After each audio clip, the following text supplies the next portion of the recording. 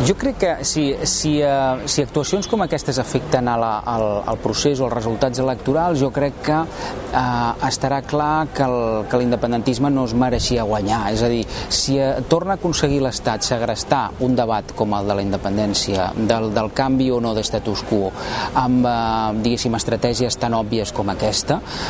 jo crec que si hi ha moltíssima gent que a dia d'avui vol construir un nou país, entre altres coses per passar pàgina de situacions com aquesta, de la xacra de la corrupció, de sistemes de partits viciats, de fangars on tothom s'entén amb tothom, uns callen, etc.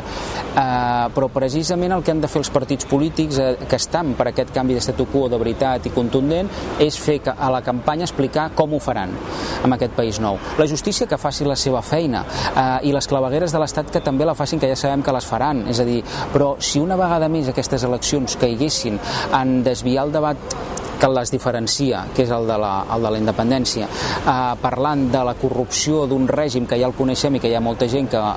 en vol passar, doncs jo crec que aleshores segurament l'independentisme es mereixeria no reeixir. No?